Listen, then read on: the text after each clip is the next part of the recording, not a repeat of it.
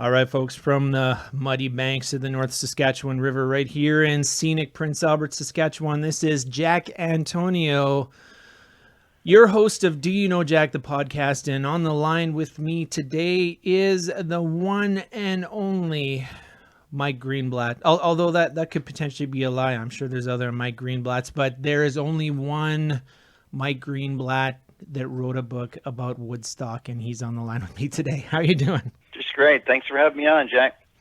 Yeah. Now, you've written and put together quite a remarkable tome. It is Woodstock 50th Anniversary, Back to Yasgur's Farm.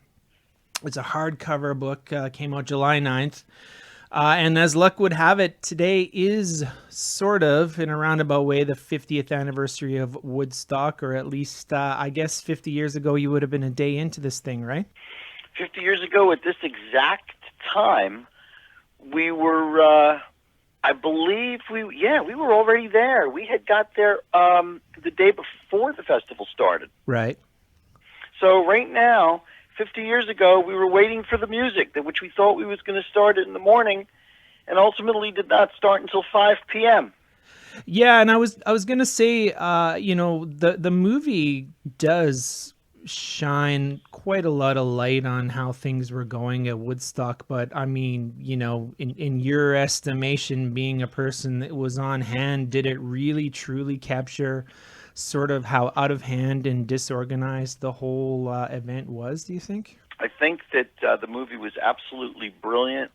I saw it recently again on a big screen for the first time in decades, and it really did bring up the sense of onstage confusion. The only thing that it didn't do, which is almost impossible for a 4-hour movie to do, is the time was such that in between bands, there was interminable waits for the band. So the movie sort of compressed that. Yeah. And it seemed that the bands went on one after another, which they really did not. And it's the reason that a great band like The Who had to come on at like 5 in the morning. Yeah. I was just thinking now about the legacy of Woodstock. I mean, it resonates very strongly still with Generation X, but, millennials, there seems to be maybe a bit of a disconnect. Am I off base in this assumption, do you think? I think that the millennials are starting to come to the understanding that this event 5 decades ago was iconic and important only because of the fact, besides the great music, but because of the fact that 500,000 people in one place at one time with no police, not enough water, not enough food, not enough bathrooms, and add horrible weather, yet not one reported instance of violence, that's impossible. That's just impossible. It couldn't have possibly happened. Imagine today, get that many people together and then the food runs out. Yeah. Yeah, it wouldn't be a good scene. Well, thinking about the 2 anniversary concerts in particular, in 94 and 99. Of course, I believe it was 1999's Woodstock 30th. It was sort of notorious for the acts of violence and destruction. So, my Generation X, tried to recreate Woodstock and failed miserably, it would seem.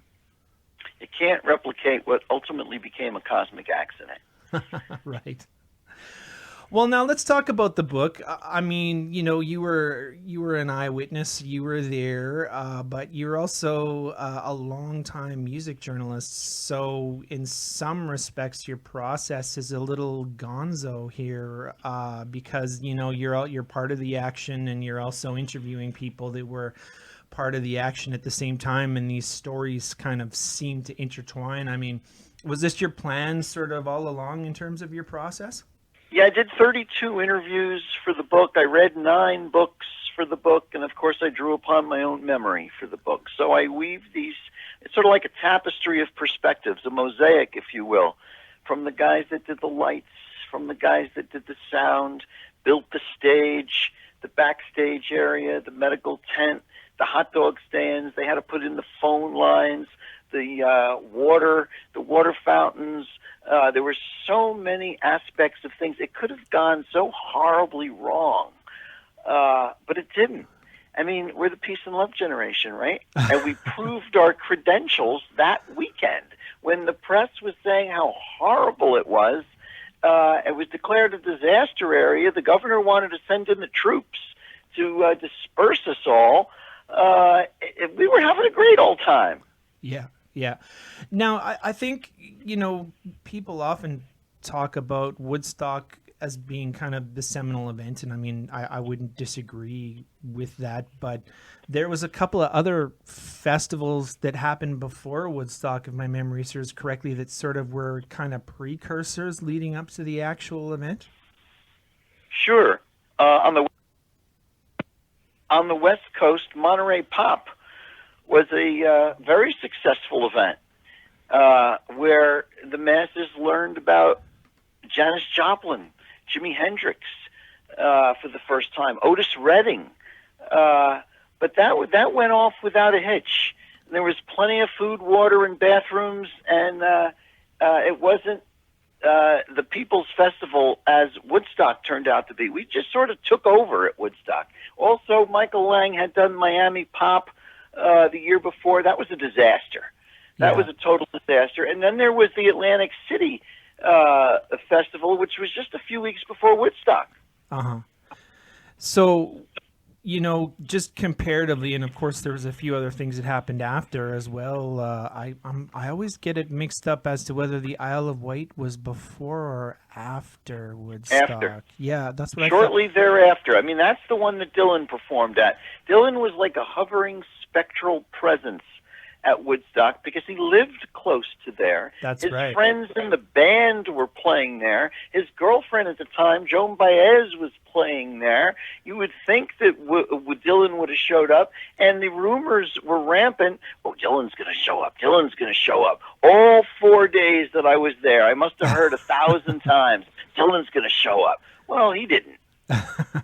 Well, and that's partly covered in your book, too. There was several acts that were sort of offered and some that sort of flat out turned down and others that for whatever reason couldn't. Am I right? Yeah, that's one of the more popular pages in the book. I called it Invited to the Dance, But. And there's 25 major acts that were invited to Woodstock to perform, and they turned it down for one reason or another. Right. And we have a lot of those reasons on that page. It's amazing to think. Yeah. Yeah, it is. I mean, just thinking about the performances that I've seen over the years, I mean, the Santana performance as it's shot in the video, I find is particularly striking. And of course, there's Hendrix's, famous rendition of the Star Spangled Banner. But from what I've heard you say in different interviews, there was not the full crowd there because everybody had kind of left and, Hendrix maybe played to about 25,000, 30,000 people. If that. He basically played to a sea of garbage. Yeah. Were you there for Hendrix's performance? Did you stick it out through the whole thing? We wanted so badly to stay for Hendrix, but we just couldn't stay any longer. I mean, we were tired and cold and hungry and thirsty and wet and had to go to the bathroom. And my friend Neil stayed straight the entire 4 days while I was tripping my brains out. And we had made a pact that we weren't going to leave until we both wanted to leave. He was a great sport to put up with me those 4 days. Yeah. Sunday night at like 2 o'clock in the morning. We had been there since Thursday afternoon, don't forget. Yes. Still in our same shorts and T-shirts because we left everything back at the car. A tent, blankets, towels, toothpaste, toothbrush, soap, books, pot, food, water. It was all back at the car, and we didn't even know where the car was. Yeah. So we never made it back to the car. And when the monsoon ripped through the festival on Sunday, it became not fun anymore. But I didn't want to leave during the band. I love the band. Yeah. And then came Johnny Winter. I ain't leaving during Johnny Winter. But then came Blood, Sweat, and Tears, and we thought we were seeing the Al Cooper version of Blood, Sweat, and Tears, that great album in '68, their debut. Child is Father to the Man, one of the best albums of 1968.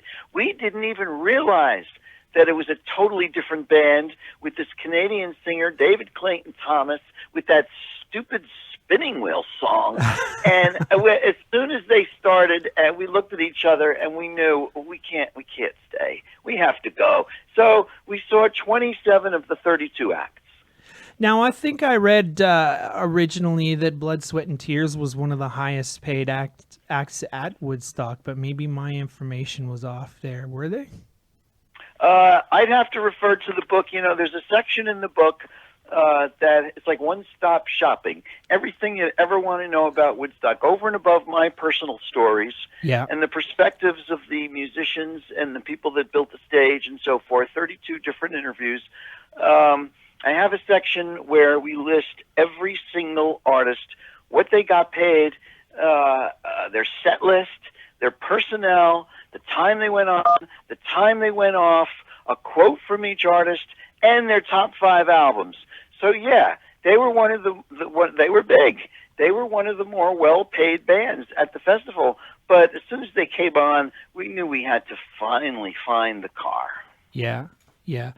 I remember, when I was in music school, we were having the argument as to who came first, Chicago or Blood, Sweat, and Tears. And I remember one of the arguments I made was they wouldn't have been one of the highest paid acts at Woodstock, by that point in their careers, if they didn't come before Chicago, at least in terms of, people actually knowing who they were. And it sounds like you did. So there you go.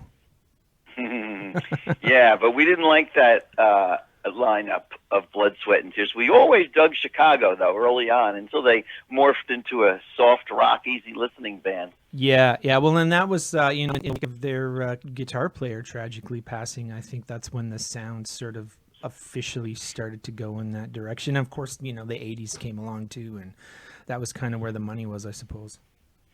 Well, Terry Kath was a great lead guitarist. Apparently, he was playing a game of Russian roulette and lost.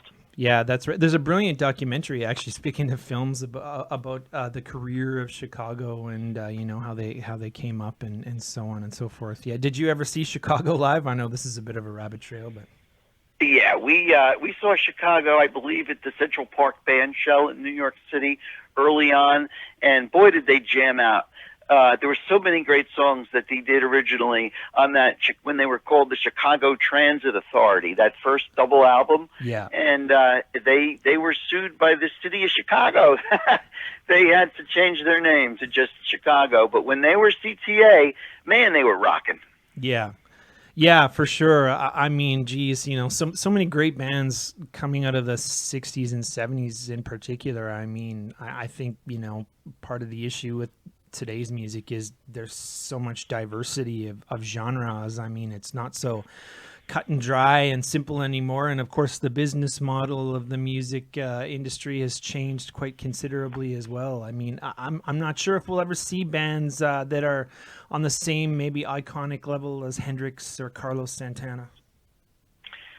Well, you got to think that someone's going to come along. I wondered why my aptitude for rock bands atrophied in the 80s.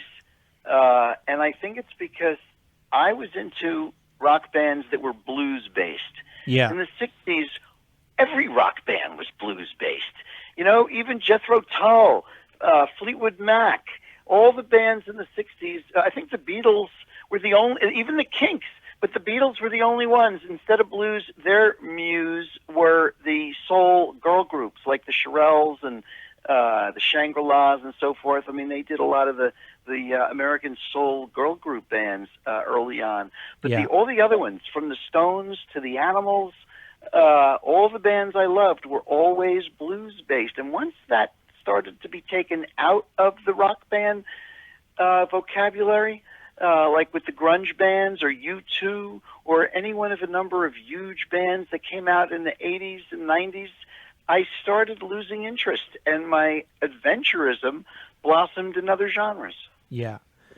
I mean, here's an argument that I've often had with people about grunge, because it's a very polarizing, era in music. But I mean, I've often thought that if any era in particular maybe captured some of that magic of the 60s, it's the 90s. But I would imagine now somebody that lived through the 60s would vehemently disagree. Yeah, I can't get, I'm trying to think of bands that I like and still listen to today that even started in the 80s. I don't know, the Cars, the Police, Cheap Trick, Los Lobos, these are bands I love, and there's certainly a paucity of them that started in the 90s. I can't even think of any bands that I like today from the 90s on. I'm sure there's a few. I just can't think of them off the top of my head. Yeah, it's kind of slowed down punk rock music, a lot of it. Like in particular Nirvana, they don't come from that blues background. They come from a punk rock background. Yeah, I mean, I like the Ramones. I like the Clash. I like the Jam. They're not blues based, but there's not that many.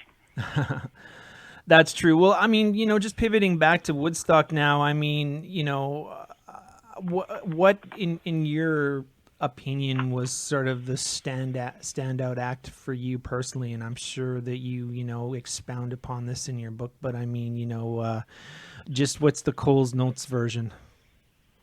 Well, excuse me. I freaked out at the band called Mountain. Leslie West is 300-pound guitarist. This was a precursor of heavy metal. Yeah. And they were the loudest band I'd ever heard in my life. Wow.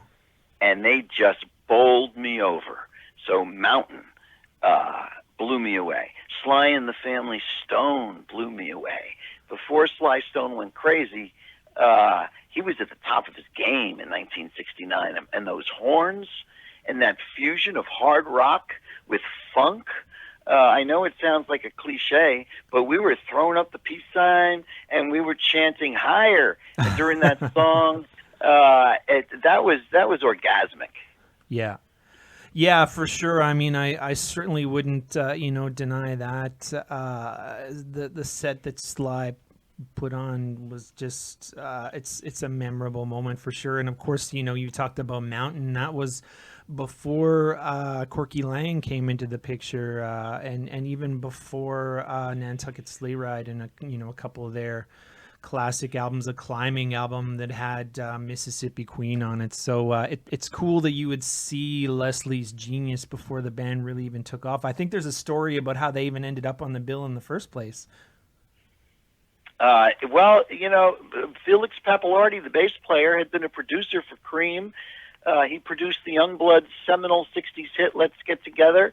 He was a classic. Unfortunately, drugs and his wife killed him, murdered him. They fell apart. They fell apart really quickly. But that was one sterling set of music when they performed, and I'll never forget it. Yeah. I mean, there's a certain amount of electricity that a band like Mountain captured. That, I mean, I know Deep Purple was sort of around right around that time too, but I mean, maybe to a mainstream audience, that little clip of Mountain just, basically blowing that metaphorical roof off of Woodstock was probably inspiring to a lot of people out there that were thinking about playing the same kind of music. Yeah, I couldn't believe how good they were, and they really did influence a generation of harder, heavier bands that went on to ultimately conceive of the concept of metal. Yeah, for sure. Well, listen, the book is called Woodstock 50th Anniversary Back to Yasgur's Farm. Its hardcover came out July 9th by this man, Mike Greenblatt, who has put together a marvelous work that includes detailed interviews, photography, and also his own personal account of his experiences there, including taking the brown acid, which you apparently weren't supposed to do, but you did it anyway, Mike, you rebel. Yeah, there were some people that had to go to the medical tent and be talked down from bad trips. I was lucky. I totally and thoroughly enjoyed the brown acid. Well, I've been thoroughly enjoyed checking out your book, and it's something high on my list to make. Finish it all the way through. But I would highly recommend it based on what I've read so far, Mike. So I appreciate your time here today. And do you know Jack? Thank you very much, Jack. Have a good day. You too. Bye. Bye.